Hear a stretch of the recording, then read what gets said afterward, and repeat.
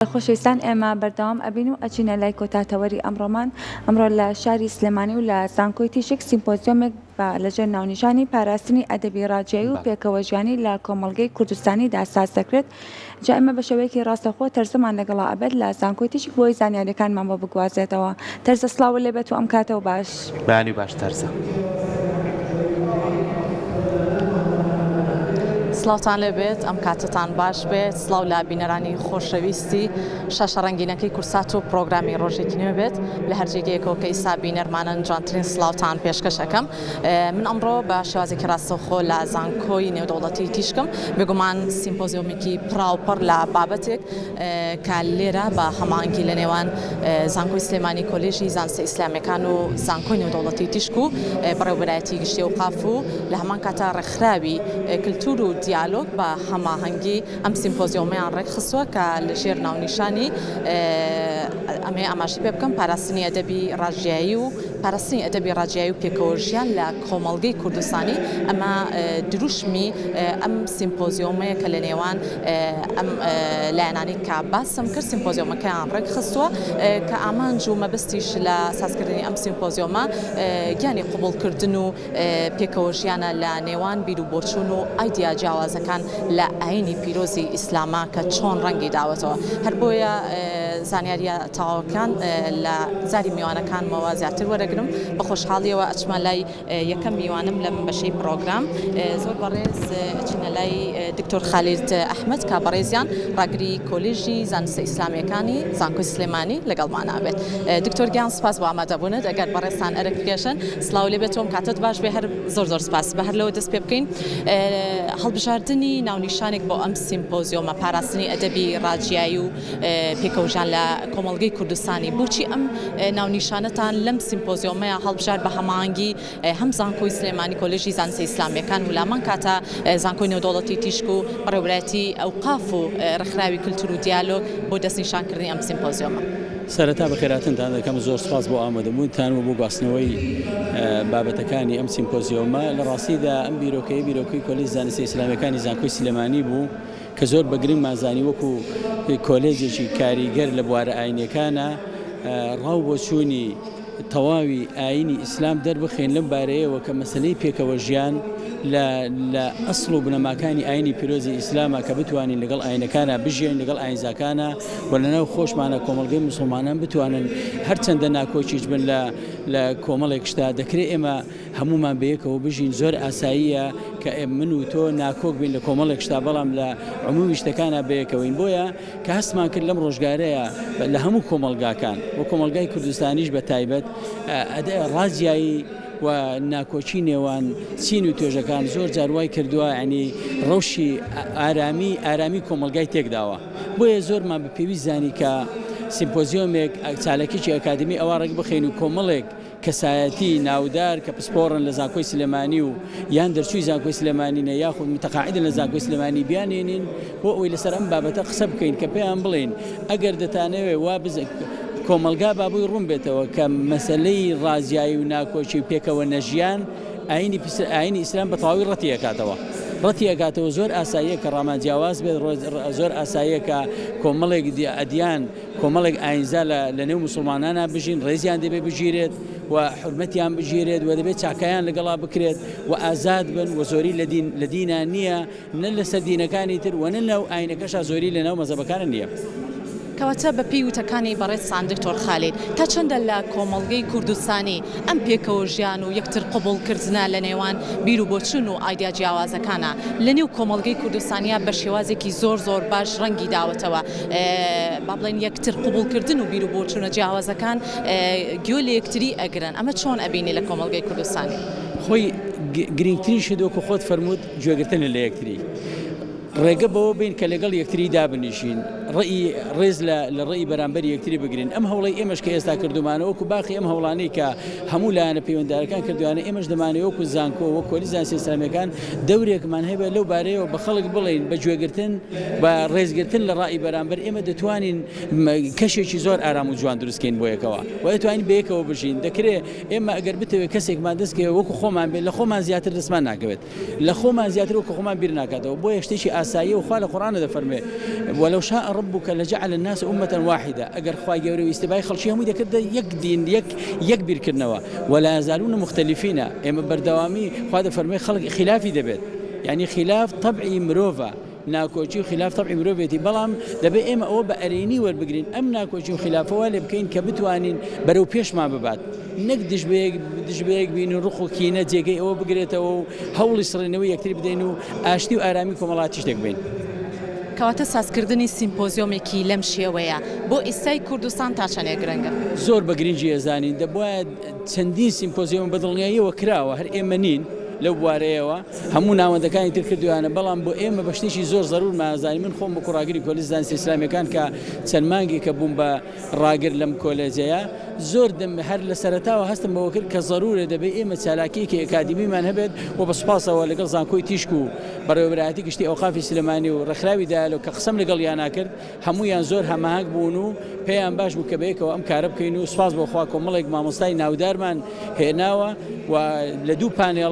لە دوو پانێڵا قسە دەکەن 5 توێژینەوەی تایە و گفتوگۆیەکی کراوەی تایە بێت ومێدم وایە کە کۆمەڵێک دەرەنجامی جوان کۆمەڵی ڕاستپاردەی جوان بخەینە بەردەست لایەنی پەیوەندیدار و ئەم کارە ئەکادیمی ئێمە کە دەیکەنم سالاچیە ببێتە چاوڕۆشنکردنەوە و ڕەواندنەوەی کۆمەڵێک گومان لەسەر ئیسلام لەسەر کۆلێژ زانستی ئیسلامیەکان لەگەڵ لەسەر مامۆستایانی ئاینی بۆیە هەر کەسێک کە بە پێچەوانی دەقەکانی قورئان و سونەت بێوێ ئاشتی کۆمەڵایەتی تێک بدا ئێمە پێڵین لە هەر لەو پۆستێکا بیتۆ بە ناوی ئاینەوە ئاین ئەوە ناڵێت ئاین پێکەوە ژیانیە بێت ئاینەوەی دەوێت کە کۆمەلگا ئارام بێت ئاینەوەی دەوێت کە زۆریکردن لە دینان نییە سەپاندنی ڕاو بۆ چون نییە. زۆر سپاس بۆ ئێوەش بەخێر بن سەر چاوم. سپاس بۆ بەڕێستان زۆر سپاس بۆ میوانەکەم لەم بەشی پرۆگرام زۆر بەڕێز دکتۆر خالید ئەحمەد کا بەڕێزیان ڕاگری کۆلێژی زانستی ئیسلامیەکان لە زانکۆی سلێمانی. جا ئێستا پێم خۆشە بچمە لای یەکێک لەو پانێڵسانەی کە لەمڕۆیە لەم سیمپۆزیۆمەیە کا بەڕێزیان پانێڵی تایبەتیان هەیە چینە لای زۆر بەڕێز دکتۆر مەهدی قادر کا بەڕێزیان مامۆستای زانکۆی سلێمانی. بەڕێستان ئەرک بکێشن دکتۆر گیان سڵاو لێبێت تۆم کاتت باش بێت سپاس بۆ بەڕێستان سپاس بۆ ئامادەبوونتان. دکتۆر مەهدی هەر لەوە دەست پێ بکەین بەڕێستان پانێڵێکتان هەیە پاشکەمێکی تر دەست پێکەم پێم خۆشە باسی پانێڵەکەت بکەی ناوڕۆکەکەی باز لە چی ئەکات کە لە چوارچێوەی ئەم سیمپۆزیۆمەیە ئەتەوێ گفتوگۆی لەسەر بکەین. ئەو پانێڵی کە من پێشکەش یەکەم سەرەتا بەخێر بێن سپاس بۆ کورسات بەڕاستی بە دەرفەت ێزانم دەستخۆشی لە کەناڵی کورسات بکەم نەک لە بەروی لێرە ئامادە بووە لەبەر ئەو پەیامی کە هەمیشە پەیامیی میانەڕەوەی کوردانەیە کار لەسەر پێکەوە ژیان و قوڵکردنەوەی پەیوەندی و دابوونەریتی کوردەواریەکە ئەوە بۆ من هەمیشە وا هاتوومەتە کەناڵی کورسات و چەندین جار بەرنامەشم کرۆ لەسەر پێکەوە ژیان ئەوە بایەخی گرنگی پێکەوە ژیانە بەتوان بڵم لای کەناڵەکەی بەڕێستان. ئەو تەوەری کە من قسەی لەسەرەکەم بەشێکە لە تەوەری سیمپۆزیۆمەکەمان کە بریتە لە بابەتی پێکەوە ژیانی ئاینی و پێکەوە ژیانی مەدرسە و قوتابخانە فکری ئیسلامیەکان چکەمە دوو جۆر پێکەوە ژیانمانەیە پێکەوە ژیانی ئاینیمانەیە کە بریتە لە پەیوەندی دروستی ڕێزگرتنی نێوان ئاینە جیاوازەکانی کوردستان کە ئێمە لە کوردستانە موسڵمان و مەسیحی و تەنانەت جوو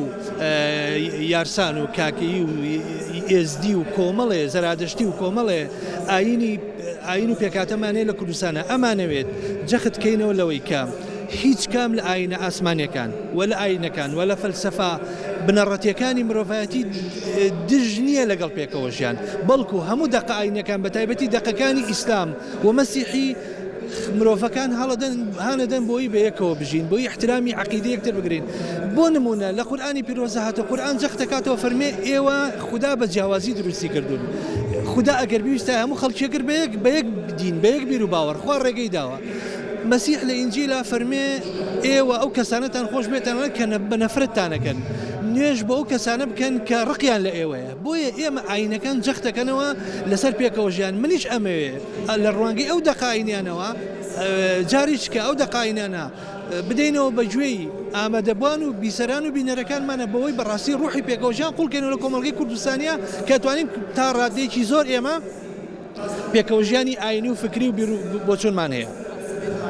دکتۆر وەک ئەوەی کە لە زاری بەڕێزیشتەوە ئاماژەت بەوە کرد بە خۆشحاڵیەوە لە کۆمەڵگەی کوردیە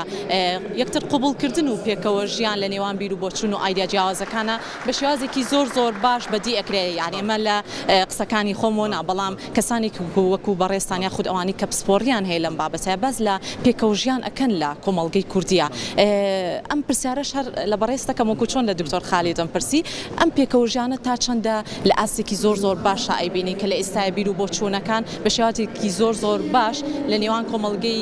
کوردیا ڕەنگی داوەتەوە و ئەتوانن بیر و بۆچوونەکان بە شێوازێکی زۆر باش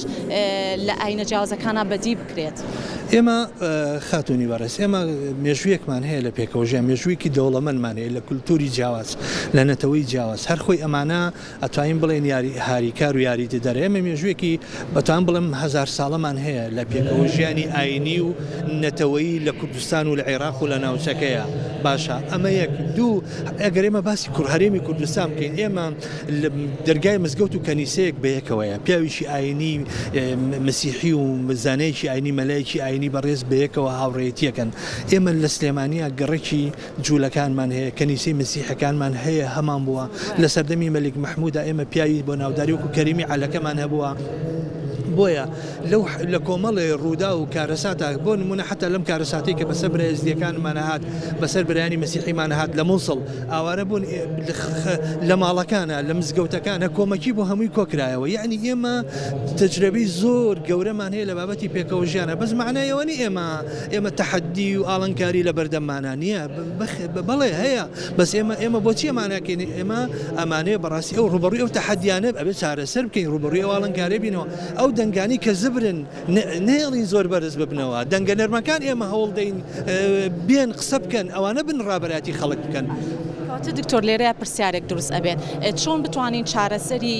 ئەم بابەتە بکەین بە شێوازێکی زۆر باش لە ڕێگەی گوێگرتن وەکۆی ئاماژەت پێکرد یەکتر قبولکردن کەواتە لە ناوەندێکی ئەکادیمیا سازکردنی سیمپۆزیۆمێکی لەم شێوەیە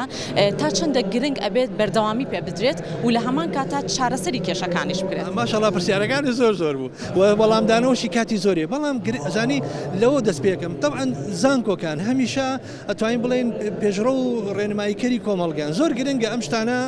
ئێمە دەمێکە ئاڵین حتا ئێمە لە زانکۆی خۆمان لە کۆلیژ زانستی سیستەمیەکان ئێمە من وەکو مامۆستای ئەدیان و ئاینەکان هەمیشە جەختمان لەسەرمە کردوێتەوە کە ئەبێ ئەمە لە منهەجی خوێندنمانە جێگەیمان کردێتەوە ئەمە بچێتە دەرەوە بچێتە کۆمەلگا بچێتە ناو کۆمەلگاوە لە ڕێگەی میدیاوە لە ڕێگەی سۆشیال میدیاوە بچێتە ناو کۆمەلگا وە گرنگە ئێمە گرنگتریشت ئێمە گفتوگۆی گوێ لە یەکتر بگرین ئێمە گوێ بگرین بۆی تێ بگەین نەک گوێ بگرین بۆی وەڵام بدەینەوە ئێمە گرفتێکمان هەیە بەڕاستی هەمومان گوێ گرین ئەمانە بزانین تۆ چێڵی بۆی وەڵامە بەمەوە ئێمە گرنگە گوێ بگرین بۆی تێ بگەین بۆی چارەسەر بکەین ئێمە دەمێکە کوردەواری وتوێتی باوکەکە ئاڵە کۆمەڵی چیلکەدارەکەی یا دەست مناڵەکانی بە کۆمەڵ بۆیان نشکا بەڵام دوایی یەکیانە دەستی هەمویان شکان ئێمە ئەم پەندە کوردەواری ئەمە لە عەرەبی شایە لە هەموو ئەدەبیاتی گەلان و دنیا هەیە ئێمە بەیەکەوە بین با جیاوازیش بین ناشکەین بەهێزە بین گەورە ئەبین و باڵانس و ئەتوانم بڵێم لە بۆرسەی گەلانی پێشکەوتوی دنیاە بەچی ئەپێورێ بەوە پێورێ کە تۆ جیاوازی ئاینی و فکری و کولتوری و زبان و ئەوانت هەبێ تۆ بەوە نابیتە گەلێکی تۆ لەسەرەوە یان ئاینێکی سەردەستە کە تۆ هەر خۆت بی یەک ڕنگ بی نا ئێمە پێویستمان بە فرەڕەنگیە بە فرەدەنگیە بە گفتوگۆی جیاوازە بەمە جوانە بین سێری ئەگەر چەپکێ گوڵە بۆ بێنین یەک ڕنگ بێ جوان نیە بەس ئەگەر کۆمەڵە ڕەنگی دیابێ جوانترێکە دنیا ژوا دروست بووە شەو ڕۆژ سالب و موجەب سارد و گەرم بەم جوانەیە ئەڕۆین بەڕێ و کۆمەڵگەش پێشەکەوێ. دەستەکانە خۆش بە دکتۆر مادی دوجار ئاماژە بۆ بکەین لە کۆتایی سازکردنی ئەم سیمپۆزیۆمەیە ئەو بابەتانی ئەخرێتە ڕوو تا چەندە دەرەنجامێکی باشێ بێ بەپی پێشینی خۆت ڕاستە دەرەنجامەکان جارێ نەگەیشتوینەتە ئەوە بەڵام بەپی وتەکانی خۆت ئەتەوێت چی لەسەر بڵێ. ڕاستی ئێمە هەمیشە کە کۆمەڵە چالێکی زانستی و ئەکادیمیە کرێ بەشێکی ئەم تەختی عەلامی ئێوەی ئەمە هەر ئێستا ڕۆیشتە ناو کۆمەڵگەوە بەشێکی تری ئەکرێ بە نووسین ئەکرێ بە تەوسیە ئەدرێ بەلایانی پەیوەندیدار ئەمڕۆکە بۆ نمونە بەڕێز پارێزگاری سلێمانی و تەنانەت سەرۆکی زانکۆی سلێمانی و خەڵکی لایەنی پەیوەندیدار و زانایانی ئاینی و ئەوقاف و زانکۆ ئەوانە هەموو جیهەت ئەو جیهەتانە جیهەتە ڕێکخێرەکانی ڕێکخراوی کۆمەڵگەی مەدەنی ئامادەیە ئەمە هەریەکە ئەم شتانە لای خۆی کۆ کاتەوە ئیشی لەسەر ئەکرێ دەکرێت بە بەرنامە بێت چکە بابەتی پێکەوەژیان پرۆسەیانی بەردەوامی ئەبێتەوە بەردەوام بی ئەمە شتێک نییە لە ساڵێکا یەک جار دوو جار لە مناسبەیەکیژین ئەبێ بەردەوام ئیشی لەسەر بکەیت پێکەوەژیان پرۆسەیە پێویستی بە بەردەوامیە وەکو ئۆکسسیجین بۆ ژیانمان پێویستمانە سپاس بۆ ئێوە سپاس بۆ ئێوە بشیت سپاس خێراتی زۆر سپاس سپاس زۆر سپاس بۆ دکتۆر مەهدی قادریش بەڕێزیان مامۆستای زانکۆی سلێمانی بە شێوازێکی زۆر باش شیکردنەوە و ڕوونکردنەوەی باشیان لەسەر تەواوی ئەم سیمپۆزیۆمە زۆر سپاس بۆ هەردوو میوانەکەم لەم بەشەی پرۆگرام ئەوەی کە گەشتینە دەرئەنجام گەشتینە ئەوەی کە پێکەوەژیان و یەکتر قبولکردن لە نێوان بیر و بۆچوون و ئایدە جیاوازەکان پرۆسەیەکە وەکو دکتۆر مەهدیش ئاماژی پێکرد پرۆسەیەکە پێویستە لەمە دووە کاری زیاتریشی لەسەر بکرێت هەم لە نێو ناوەندە ئەکادیمیەکانە بێت یاخود لە تەواوی جێگاکانی تر بێت بۆ ئەوەی ئەم گیانی یەکتر قبولکردنە لە نێوان ئاینە جیاوازەکان و بیر و بۆچوونە جیاوازەکان لە کۆمەڵگەی کوردستانیە زیاتر بەرەو پێش بچێ هەر بۆی هەڵبژاردننی دروشمێکی لەم شێوەیەش پاراستنی ئەدەبی ڕاجیایی و پێکەوەژیان لە کۆمەڵگەی کوردستانی نمونەیەکی زیندووە لەم بابەتە بە ئومێدین گرنگی زیاتر بەم جۆرە سیمپۆزیۆمانە بدرێت ئەگەڕێنەوە بۆ ستۆدیۆ بۆ لای هاوکارانم فەرموون